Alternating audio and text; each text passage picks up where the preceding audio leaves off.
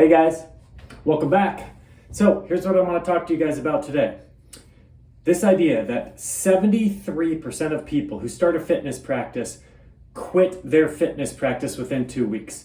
Here's the deal. I want you to think of 3 things and ask yourself this question to see if your fitness practice is sustainable. Number 1, do you have the right starting spot? 73% of those people who quit, it is too challenging for them. They're too sore, it's too aggressive, they just can't hang. Second reason is it's boring. It is repetitive. They're just not engaged. And the third reason is because they don't see results. So let's address each one of these things and see if we can come up with some really quick solutions, questions to ask yourself. Number 1, I believe it is super important to find ways to test and compare yourself to people of your same age and your same gender who are thriving, and then use those test results to determine where you should be starting. So in other words, I can't jump into a fitness practice because my buddy across the street is super fit and 20 years younger than me, and so I'm gonna do what he does. It doesn't work, especially as we age. That's number 1. Okay, I have to test and I have to find an appropriate starting spot. Okay, then number 2, I have to develop individual skills inside of that movement practice that allow me to understand how to scale, what works for me. Now listen, my buddy who I used to train with can back squat and deadlift and press and swing a kettlebell and do all these things. Well, now I'm 51 years old. I can't necessarily do all those things because I've got injuries. So my menu has shrunk. I need to have the skills to know what works for me inside of any movement practice and then pull from that menu.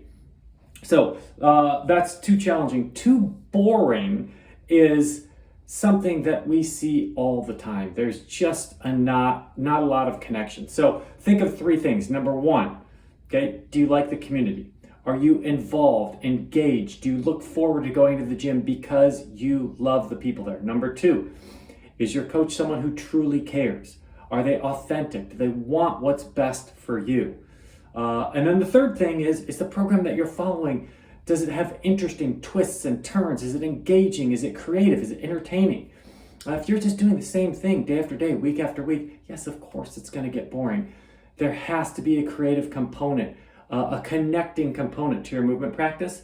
And then the third thing is when there is no progression, when you do not see the results that you want. And so ask yourself this, are you measuring? Because it's really important to measure, because we have to have efficacy around all of the work that we put into our nutrition, into our recovery, into our training. So does it have to be something that you are meticulous about? No. But what I find is that if people are trying to lose weight, weighing in once a week is actually helpful. It helps them determine where they're at and where they need to go.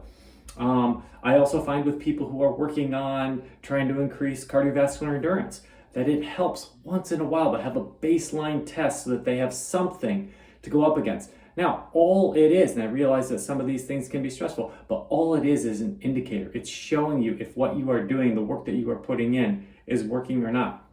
So there you have it. Don't be one of those 73% who falls off your fitness practice because you are missing one of those 3 components.